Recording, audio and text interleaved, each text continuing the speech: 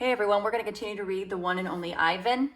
He has started to paint at night for Ruby, and Mac has found one of his paintings, so he's probably looking to sell that in the store where that's not what Ivan wanted it to be for. And he also found out in a commercial more about what a zoo is. So we're going to continue reading, imagining it's different now when I paint. I'm not painting what I see in front of me, a banana, an apple. I'm painting what I see in my head, things that don't exist. At least not yet. Not tag. I pull out not tag stuffing. Carefully I fill her with my paintings, hiding them so Mac won't sell them. She's large, bigger than Bob, but I still have to crumple a few of them. Bob tries to settle on her for a nap. You've killed her, he complains. I had to, I say. I miss your stomach, Bob admits. It's so spacious. When Julia arrives, she notices that I've used up my paints and paper. Wow, Julia shakes her head. You are one serious artist, Ivan. One more thing. My finger painting has sold for $40 with frame. Mac is happy. He brings me a huge pile of paper and a big bucket of paint. Get to work, he says. I paint for Mac during the day and for Ruby at night. I nap when I can. But my nighttime pictures isn't quite right.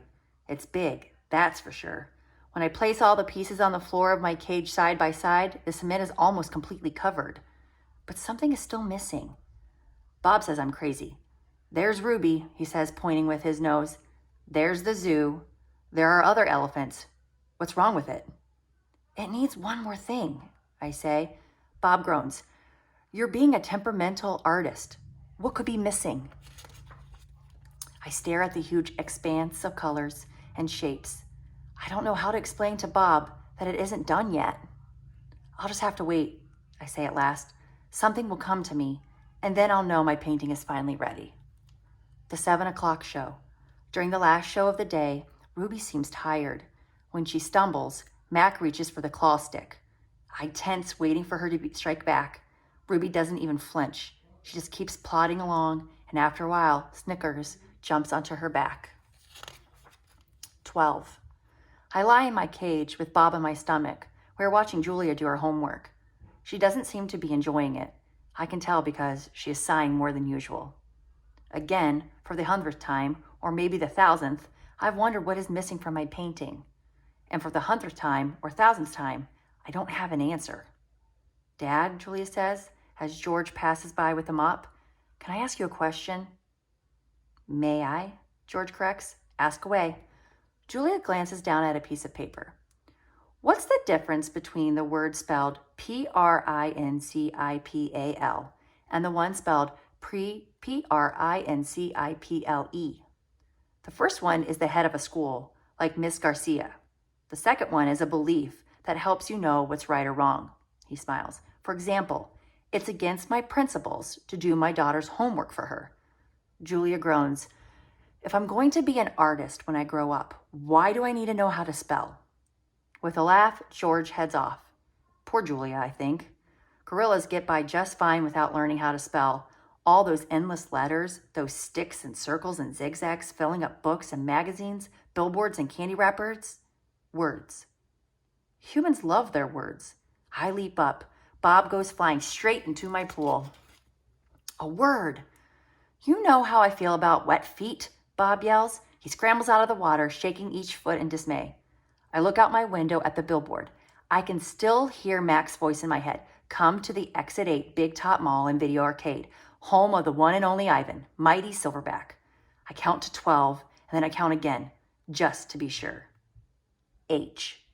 I lay out 16 pieces of poster board, 4 down, 4 across, a perfect square. What are you up to? Bob demands. I'm guessing it doesn't involve sleep. It has to do with the billboard. That sign's a monstrosity, particularly since I'm not featured. I grab my bucket of red paint. You're not on the billboard because you're not in the show, I point out. Technically, I don't even live here, Bob says with a sniff. I'm homeless by choice. I know, I'm just saying. I study the billboard. Then I make 2 fat lines, like I stand back. What do you think? What is it? No, wait, let me guess. A ladder. Not a ladder, I say. A letter. At least I think that's what they're called. I have to make 3 more. Bob cuddles up next to tag along. Why? He asks, yawning. Because then I'll have a word, a very important word. I dip my fingers into the paint.